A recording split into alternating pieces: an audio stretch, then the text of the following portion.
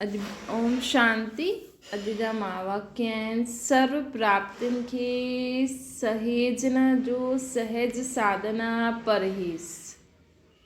सर्व प्राप्तियुनि खे सहेजण जो सहज साधना परहेज़। पंहिंजे खे मास्टर ऑलमाइटी अथॉरिटी सम्झंदा आहियो। बाप दादा द्वारा जो सर्व शक्तियूं सर्व नॉलेज स्व ते राज्य करण जी ऐं विश्व ते राज्य करण जी अथॉरिटी मिली आहे न। बाप दादा द्वारा जो सर्व शक्तियुनि जी सर्व नॉलेज जी स्व ते राज्य करण जी विश्व ते राज्य करण जी अथॉरिटी मिली आहे। हुन अथॉरिटी खे केसि ताईं स्वरूप में लायो आहे। चेक करो। पंहिंजे खे मास्टर ऑलमाइटी अथॉरिटी सम्झंदा आहियो। बाप दादा द्वारा जो असांखे सर्व शक्तियूं मिलियूं आहिनि, नॉलेज मिली आहे, स्व ते राज्य करण जी विश्व ते राज्य करण जी अथॉरिटी जो मिली आहे। हुन अथॉरिटी खे केसि ताईं स्वरूप में लायो आहे। ये रूहानी नशो निरंतर बुद्धि में रहंदो आहे। सॼे ॾींहं जे अंदरि स्व ते राज्य करण जी अथॉरिटी केसि ताईं प्रैक्टिकल में रहंदी आहे कि असां स्व ते राज्य करे सघूं। सॼे ॾींहं में सॼे ॾींहं जे अंदरि ते स्व ते राज्य करण जी अथॉरिटी केसि ताईं प्रैक्टिकल में रहंदी आहे। ये चेकिंग करणी आहे असांखे कि स्वयं ते जी सूक्ष्म और स्थूल कर्मेंद्रियनि ते केसि ताईं असां राज्य करे सघंदा आहियूं। नॉलेज जी अथॉरिटी सां पावरफुल स्वरूप केसि ताईं ठहिया आहियूं। सॼे ॾींहं में स्व ते राज्य करण जी अथॉरिटी केसि ताईं आहे ठही आहे प्रैक्टिकल में। नॉलेज जी अथॉरिटी सां पावरफुल स्वरूप केसि ताईं ठहिया आहियूं। ॿियो बाबा चवनि था कि सर्व प्राप्त हुई शक्तियुनि जी अथॉरिटी सर्व प्राप्त हुई शक्तियुनि जी अथॉरिटी माया जी प्रकृति जी थियण में केसि ताईं प्रैक्टिकल में अनुभव थींदी आहे। छा छा ॾिसणो आहे। हिकु त स्व ते राज्य करण जी अथॉरिटी जेकी आहे असां पंहिंजे मन बुद्धि संस्कार स्थूल कर्मेंद्रियनि खे कंट्रोल करे सघां था। असां वटि नॉलेज जी अथॉरिटी आहे। जो नॉलेज आहे असांखे हुनजो उहो स्वरूप में आहे। सर्व शक्तियूं जो असांखे आहिनि हुन सां असां माया जी प्रकृति जी ठही सघूं था। जॾहिं जंहिं शक्ति द्वारा जो कार्य कराइण चाहियो उहो ई कार्य सफलता रूप में ॾेखारे मिले। जॾहिं जंहिं शक्ति द्वारा जो कार्य कराइण चाहियो उहो ई कार्य सफलता रूप में ॾेखारे मिले। अहिड़ी अथॉरिटी अनुभव कंदा आहियो। बेहद जो बाप सभी ॿारनि खे आप समान ऑलमाइटी अथॉरिटी ठाहींदा आहिनि। बेहद जो बाप सभी ॿारनि खे आप समान ऑलमाइटी अथॉरिटी ठाहींदा आहिनि। त बाप समान ठहिया आहियो। केसि ताईं ठहिया आहियो। ये चेकिंग करणु ईंदो आहे। बाबा चवनि था ये सभु असांखे चेक करिणो आहे। पंहिंजे खे मास्टर ऑलमाइटी अथॉरिटीज़ बाबा जो असांखे शक्तियूं ॾिनी अथई, नॉलेज ॾिनी अथई, स्व ते राज्य करण जी अथॉरिटी ॾिनी अथई, विश्व ते राज्य करण जी अथॉरिटी ॾिनी अथई। त इहे केतिरो स्वरूप में आयो आहे असांखे। जॾहिं शक्ति द्वारा कार्य कराइण चाहे उहो ई कार्य सफलता उहो कार्य सफल थी वञे ईअं अनुभव कंदा आहियो। कई बार बाप दादा सां रूह ध्यानु कंदे हुए ये हिकु ॻाल्हि बार बार चईंदा आहिनि कि चेक कंदा आहियूं लेकिन पंहिंजे खे चेंज न करे सघंदा आहियूं। चेक कंदा आहियूं लेकिन पंहिंजे खे चेंज न करे सघंदा आहियूं। ॼाणंदा आहिनि, मञंदा आहिनि ऐं सोचंदा आहिनि लेकिन करे न पाईंदा आहिनि। हीअं लॻंदो आहे न जीअं कॾहिं कॾहिं बाबा त असांखे श्रीमत ॾिनी अथई लेकिन असां हुनखे प्रैक्टिकल में नथा लाए सघूं। युक्ति हलाईंदा आहियूं लेकिन मुक्ति न पाईंदा आहियूं। हुन जे लाइ छा करूं? कई ॿार बाबा खां इहे पुछंदा आहिनि। हिन जो कारण हिकु नंढी सी ग़लती व भूल आहे जो कि हिन भूल भुलैया जे चकर में लाहींदी आहे। उहो छा आहे? जीअं दवाई चाहे केतिरी बि बढ़िया हुजे ऐं पंहिंजो डोज़ बि वठो था, लेकिन हिकु बार बि परहेज़ में मां सां कोई हिकु वस्तु स्वीकार करे छॾी, मां डॉक्टर चईंदा न इहे दवाई त खाओ था लेकिन हिन सां गॾु इहे न खाइजो, त तव्हां दवाई बि वठो था, प्रॉपर डोज़ बि वठो था, लेकिन जेकी चीज़ परहेज़ करण लाइ बाबा डॉक्टर चई अथई, अगरि उहा चीज़ तव्हां खाई वठो, स्वीकार करे वठो, जेकी न करणी हुई, त दवाई द्वारा व्याधि सां मुक्ति न मिली सघंदी न। पोइ दवाई वठो कोई असर ई न कंदी, छो जो उहा चीज़ बि असां खायूं था।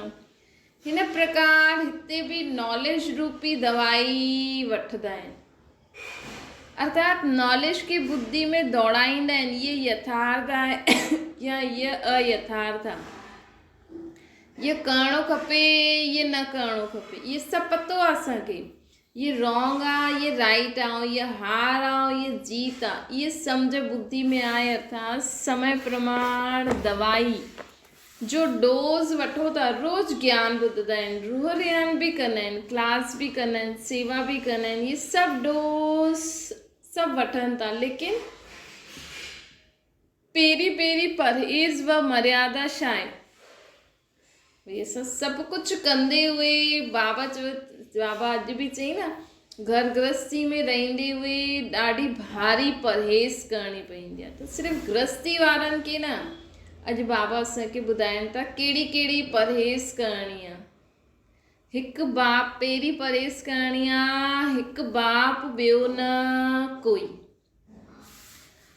हिन स्मृति में और समृद्धि में रहण, इहा मूल परहेज़ निरंतर न कंदा आहियूं न, त भले असां रूह ध्यान करूं, योग लॻायूं, मुरली ॿुधूं, सेवा करूं, इहे त नॉर्मल इंसान बि करे सघंदो आहे न, लेकिन हिकु बाप ॿियो न कोई। पोइ त असां सेवा कंदासीं त उहो ईअं ई थी वियो, भई दुनिया में जो माण्हू कमु कंदा आहिनि उहो बि असां करूं था, हिक ॿिए में फसी वेंदासीं, सोने जी जंजीर।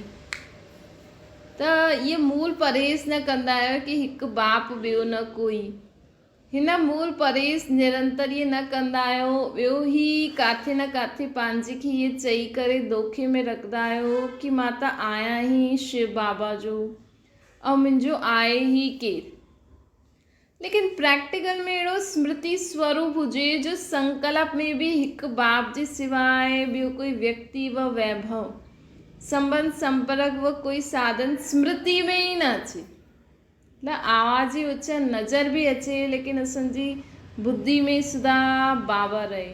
ये कड़ी अर्थात मुख्य परहेज़ आहे। हिन परहेज़ में अलबेलो थियण जे कारण, मनमत जे कारण, वातावरण जे प्रभाव जे कारण या संग दोष जे कारण निरंतर न रही सघंदा आहियूं। बाबा चवनि था हिन परहेज़ में हिकु बाप ॿियो न कोई, हिन परहेज़ में अलबेलो थियण जे कारण या त मनमत जे कारण, वातावरण जे प्रभाव जे कारण, संग दोष जे कारण निरंतर न रही सघंदो असां। यादि जेतिरो अटेंशन ॾियणो खपे ओतिरो ॾेई न पाईंदा आहियूं। अल्पकाल जे लाइ फुल अटेंशन रखंदा आहिनि, पोइ धीरे धीरे फुल ख़तमु थी वेंदो आहे अटेंशन, पोइ धीरे धीरे फुल ख़तमु थी वेंदो, अटेंशन रखंदा आहिनि। हुन खां पोइ अटेंशन अनेक प्रकार जो टेंशन में हली वेंदो आहे, परिस्थितियूं व परीक्षायूं वश अटेंशन बदिली टेंशन जो रूप थी वेंदो आहे। हिन कारण जी स्मृति बदलदी आहे न, त समृद्धि बि बदलदी आहे। ऑलमाइटी अथॉरिटी जे बदिले माया जे वशीभूत थियण जे कारण वशीकरण मंत्र कम में न ईंदो आहे, त छा थींदो आहे, परिस्थिति व परीक्षायूं वश अटेंशन बदिली टेंशन में अची वेंदा आहिनि। पोइ हिन कारण जहिड़ी स्मृति, जीअं स्मृति बदलदी आहे त समृद्धि बि बदलदी आहे न। त बाबा ॾिसो हिनखे बाबा चईंदा आहिनि न, जहिड़ी स्मृति ओड़ो ई स्थिति। त स्मृति स्वरूप सां ई समृद्धि शक्तिशाली थी वेंदासीं। त असां बाबा खे यादि न कंदासीं, बाबा खे हिकु बाप मुंहिंजो ॿियो न कोई ईअं न सम्झी करे हलंदासीं त धीरे धीरे असां टेंशन में अची वेंदासीं। ऑलमाइटी अथॉरिटी जे बदिले माया जे वशीभूत हुजण जे कारण वशीकरण मंत्र कमु न कंदो, अर्थात युक्ति मुक्ति न दिलाए ॾींदी। ॿियो ई चिलाईंदा की चाहींदा बि आहियूं पोइ छो न थींदो आहे। त मूल परहेज़ खपे, हिकु ॻाल्हि ते निरंतर अटेंशन रखो। त मूल परहेज़ खपे, हिन हिकु ॻाल्हि ते अटेंशन रखो, भई कुझु बि कंदे असांजो हिकु बाप ॿियो न कोई। भई माण्हू मुरली ॿुधनि था, रोज़ सेवा करनि था, धारणा करनि था, त बि उन्हनि जे जीवन में ओड़ी ख़ुशी छो न आहे जो बाबा चईंदा आहिनि। छो जी असां कहिड़ी परहेज़ था करूं, हिकु बाप ॿियो न कोई। ॿी परहेज़ असां कहिड़ी नथा करूं, उहो ॿी परहेज़ कहिड़ी करणी आहे उहो चेक करो। बाप त अधिकार ॾिनो अथई पंहिंजे खे मालिक ठाहिण जो, उहा रचयितापन जो, लेकिन रचयिता ठहिण जे बजाए स्वयं खे रचनार्था देह सम्झी वेंदा आहिनि। जॾहिं रचयितापन भुलिजंदो आहे तॾहिं माया अर्थात देह अभिमान तां रचयिता जे मथां रचयिता ठहींदी आहे, अर्थात पंहिंजो अधिकार रखंदी आहे। रचयितापन भुलिजी करे जॾहिं माया अर्थात देह अभिमान तां रचयिता जे मथां रचयिता ठही वेंदी आहे, पोइ उहो असांखे कमु कराइण लॻी वेंदो आहे। अर्थात पोइ देह अभिमान पंहिंजो अधिकार रखंदो आहे। रचयिता ते कोई अधिकार न करे सघंदो आहे। विश्व जे मालिक जे मथां कोई मालिक ठही सघंदो आहे छा? माया जे अॻियां रचना ठही वेंदा आहियो ऐं अधीन थी वेंदा आहियो। त असां छा कंदा आहियूं, ॿियो परहेज़ कहिड़ो नथा करूं। असां बाप त असांखे अधिकार ॾिनो अथई, लेकिन असां माया जे अॻियां रचना ठही वेंदा आहियूं। मतिलबु माया खे ई असां इहे रचयितापन भुलिजी वेंदा आहियूं कि मां रचयिता आहियां, मूंखे बाबा विश्व खे रचण जी अथॉरिटी ॾिनी अथई, त मां आत्मा रचयिता आहियां न, इहे भुलिजी वेंदा आहियूं त देह अभिमान अची वेंदो। पोइ असां रचयिता जे मथां माया असां ते वार करे छॾंदी आहे। पोइ माया जे अॻियां असां जीअं त रचना थी वेंदा आहियूं। उहा माया असां ते असांखे अधीन करे छॾंदी आहे, अर्थात असांजे मथां वार कंदी आहे। त हिन मालिकपन जी व अधिकारीपन जी स्मृति स्वरूप रहण जी परहेज़ निरंतर न कंदा आहियो न, हिन करे बाबा चई न, हिन करे उहा असांखे उहा प्राप्ति नथी थिए। भई मां रचयिता आहियां, कहिड़ी बि सिचुएशन खे सुठो ठाहिण जी मूं में शक्ति आहे, हिनखे भुलिजी वेंदा आहियूं त माया जे अधीन थी वेंदा आहियूं। टी परहेज़ कहिड़ी न रखण सां, टी परहेज़ कहिड़ी रखणी हूंदी आहे, बाप द्वारा सभिनि खे ट्रस्टी ठहिया आहिनि न सभी, बाप द्वारा सभिनि जा ट्रस्टी ठहिया आहियो। हिन तन जा बि ट्रस्टी आहियो, मन जा अर्थात संकल्प जा बि ट्रस्टी आहियो। लौकिक अलौकिक जो प्रवृत्ति मिली आहे हुन में बि ट्रस्टी आहियो, लेकिन ट्रस्टी जे बजाए गृहस्थी थी वेंदा आहियो। गृहस्थी जी दुर्दशा जो मॉडल तव्हां ठाहींदा आहियो न, कहिड़ो मॉडल ठाहींदा आहियो, सभिनि तरफ़ खिचल रहंदो आहे। ॿियो गृहस्थी खे गधे जे रूप में बि ॾेखारींदा आहिनि, अनेक प्रकार जा बोझ ॾेखारींदा आहिनि, अहिड़ो मॉडल ठाहींदा आहिनि। जॾहिं गृहस्थी ठही वेंदा आहियो त मुंहिंजेपन जे अधिकार अनेक प्रकार जा बोझ पंहिंजे मथां अची वेंदा आहिनि। सभिनि खां रॉयल रूप जो बोझ इहो आहे, उहो सभिनि खां रॉयल रूप जो बोझ आहे, इहे सभु मुंहिंजी ज़िम्मेवारी आहे। जॾहिं असां सोचंदा आहियूं त सभु मुंहिंजी ज़िम्मेवारी आहे, हिन खे त निभाइणो ई पवंदो। ऐं ॿियो कोई गृहस्थी ही त पंहिंजे कर्म इंद्रियनि जे वश थी अनेक रस में समय गंवाइण जा गृहस्थी बि ॾाढा थी वेंदा आहिनि। हिकु त ईअं सोचंदा आहिनि की भई मूंखे ई सभु कुझु करिणो आहे, ॿियो हिन कर्मेंद्रियनि जे वश थी करे अनेक रस में समय गंवाइण जा बि आदी थी वेंदा आहिनि। इहे खाऊं त बाबा चवनि था हिन सां उहो समय गंवाइनि। अहिड़े गृहस्थी में फसण जे कारण ट्रस्टीपन खे भुलिजी वेंदा आहिनि। ये तन बि मुंहिंजो थोरी आहे, तन जो बि ट्रस्टी आहियो न, त ट्रस्टी मालिक जे बग़ैर कहिड़ी बि वस्तु खे पंहिंजे प्रति यूज़ न करे सघंदो। असां चऊं इहे खायूं, असां चऊं इहे पायूं, असां चऊं इहे वठूं, लेकिन हाणे सभु कुझु बाबा जो आहे। असांखे हाणे एतिरो खाइण पीअण में पैसो वेस्ट न करिणो आहे।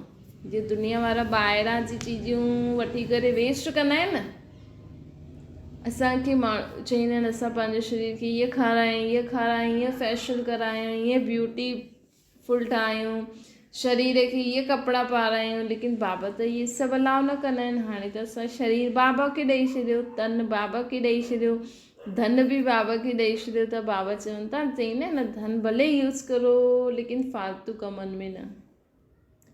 खाओ पीओ भले, लेकिन इहा लालच वच, हबश वच, रस जे वश थी करे माण्हू अलाए छा खाईंदो रहंदो आहे जो शरीर खे बि सूट नथो करे। त ट्रस्टी आहियूं हिन कर्मेंद्रियनि द्वारा हिकु जो ई रस वठिणो आहे। खाओ पीओ भले, लेकिन जेतिरो पंहिंजे हथ जो ठाहे बाबा जी यादि में खाओ उहो सुठो आहे। त पोइ अनेक कर्मेंद्रियनि द्वारा भिन्न भिन्न रस छो वठंदा आहियो जॾहिं हिकु ई रस बाबा सां मिले थो। त लौकिक अलौकिक प्रवृत्ति में गृहस्थी ठही वेंदा आहिनि। इन करे अनेक प्रकार जा बोझ, जंहिंजे लाइ बाप डायरेक्शन ॾींदा आहिनि कि सभु मुंहिंजे खे ॾेई छॾियो। उहो बोझ कार्य ही पंहिंजे मथां उठाईंदा आहिनि। त बाबा चवनि था कि माण्हू ख़ुदि ई बोझ खणी वेठो आहे। बोझ धारण कंदे हुए उड़णु चाहींदा आहिनि कि असां हीअं बि करो, इहे सभु पंहिंजी ज़िम्मेवारी बि निभायूं, जीवन में अॻियां बि वधूं, लेकिन करे थोरी पाईंदा। त हिन परहेज़ जी कमी जे कारण युक्ति हलाईंदे हुए बि मुक्ति न पाईंदा आहिनि। त बाबा असांखे ॿुधाइनि था कि जीअं असांखे बाबा एॾी सुठी सुठी नॉलेज ॾिनी अथई, शक्तियूं ॾिनी अथई, ज्ञान ॾिनो अथई, पंहिंजे खे सभु कुझु ज्ञान हूंदे हुए बि असां पंहिंजे खे चेंज छो नथा करे सघूं। त कहिड़ी परहेज़ नथा करूं था त नथा चेंज। हिकु त बाबा चई हिकु बाप ॿियो न कोई, ॿियो आहे बाबा जो असांखे अधिकारपन ॾिनो अथई, उहो असां भुलिजी था वञूं। टियों आहे बाबा जो असांखे ट्रस्टी ठाहियो अथई, इहे भुलिजी था वञूं। त इन करे असां जो ज्ञान गुण शक्ति असांखे आहिनि बि, सम्झ बि आहे, लेकिन उनखे समय ते यूज़ करे मुक्ति नथा पाए सघूं। बाबा खे बि अहिड़ा ॿारनि ते तरस पवंदो आहे। मास्टर सागर ऐं हिकु अंसली जा प्यासा, अर्थात योग ऐं ज्ञान द्वारा जो अनुभव जी प्राप्ति हूंदी आहे, उहो अनुभव जी अंसली जा प्यासा आहिनि। हिन करे हाणे परहेज़ खे अपनायो त सर्व प्राप्तियूं सहज थी वेंदियूं। सर्व प्राप्तियुनि जी प्रॉपर्टी जा मालिक अहिड़ा बालक सो मालिक प्राप्ति सां वंचित न थी सघंदा आहिनि। ये त बाप सां बि न ॾिसी सघंदा आहिनि बाबा। ये त बाबा बि न ॾिसी सघंदा आहिनि कि मुंहिंजा ॿार ऐं अप्राप्ति। त हाणे 63 जन्म जा गृहस्थीपन जा संस्कार छॾो, तन जा मन जा ट्रस्टी ठहो। सभु बाप जी ज़िम्मेवारी आहे, मुंहिंजी ज़िम्मेवारी न आहे। हिन स्मृति सां हल्का ठही वञो त पोइ जो सोचता उहो ई थींदो, अर्थात हाई जंप लॻाईंदो। सभु बाबा आहे, बाबा सभु कुझु तव्हांजो आहे, तव्हां ई मूंखां करायो। पोइ जो थियणो आहे उहो ई संकल्प ईंदो, उहो ई असां करे वठंदासीं त हाई जंप लॻी वेंदो। त इहे रोइण चिलाइण रोहरियान में परिवर्तन थी वेंदो। रोहरियान द्वारा रूहनि में राहत भरे सघंदो। न त कॾहिं पंहिंजी शिकायत, कॾहिं परिस्थितियुनि जी शिकायत, इन में ई रोहरियान जो समय समाप्त थी वेंदो। अगरि असां सभु कुझु बाबा जो सम्झी करे, बाबा जी मत ते बाबा खे सभु ज़िम्मेवारी ॾेई करे बाबा खे यादि करे हलंदासीं न, त जो कमु कराइणो हूंदो बाबा बुद्धि में टच कंदो ऐं असां करे वठंदासीं। त हाई जंप थी वेंदो। पोइ बाबा सां असां रोहरियान कंदासीं, शिकायतियूं न कंदासीं। त हाणे शिकायतुनि खे रोहरियान में बदिली करो, तॾहिं संगम युग जे सुखनि खे अनुभव करे सघंदो। त हाणे शिकायतुनि खे रोहरियान में परिवर्तन करो। मुंहिंजी कोई ज़िम्मेवारी न आहे, सभु बाबा जी ज़िम्मेवारी आहे। रोज़ु सॼो अपडेट बाबा खे ॾियो। बाबा ॼाणे, बाबा जो कमु ॼाणे। असांखे बाबा जे मथां निश्चय रखी हलणो आहे, तॾहिं सभु शिकायतियूं बंदि थी वेंदियूं। असांजो ज़्यादा समय बाबा सां रोहरियान करण में निकिरंदो।